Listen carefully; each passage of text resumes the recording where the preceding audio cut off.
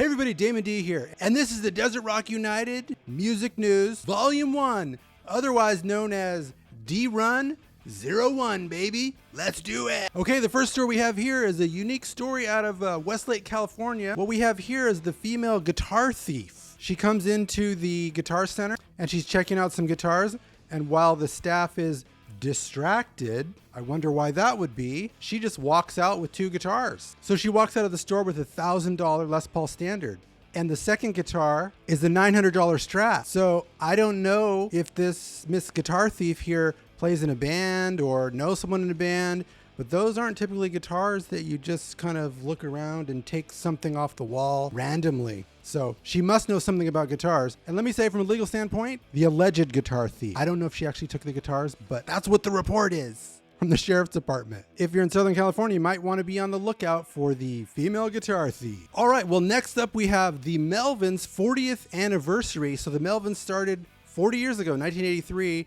In Washington, and right now they're actually on tour. The Melvins and Boris are on a tour called Twins of Evil Tour. So it's co-headlining all around the United States. So Japanese trio Boris is going to play their classic album Heavy Rocks in its entirety, and the Melvins are going to play Bullhead in its entirety. This is directly from Buzz Osborne himself. Quote, 40 years as the Melvins. What better way to celebrate that unlikely milestone than by setting off on the Twins of Evil tour with our friends Boris. This will be a stone groove. So the tour is taking place now, and it wraps up October 14th in San Diego, California. So take a look. There's still time if they're coming through your town. All right, so recently I had the chance to go see the Brant Bjork trio out here in California. And for those of you that don't know, Brant Bjork is probably one of the godfathers of the stoner rock scene out in the Southern California desert. Obviously, he played drums in Caius, has his own various solo records. Halamanta, that's from the 90s, which is a really great record. So the lineup here is Ryan Goot on drums, who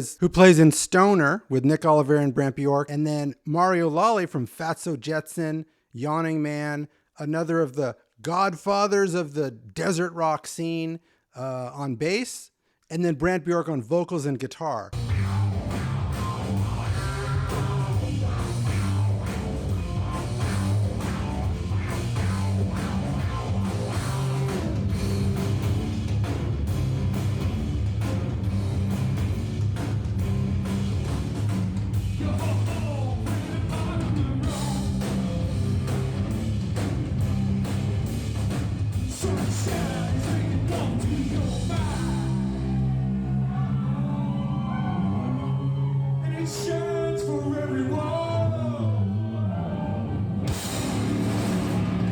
So he actually started out as a drummer in Caius, but now obviously for his solo stuff, he's playing lead guitar and does all the lead vocals. This was a really great show. You know, they played about 90 minutes. You get the full range of his solo albums. There were no Caius songs here, and there were no Stoner songs here. So this was just all of his solo material.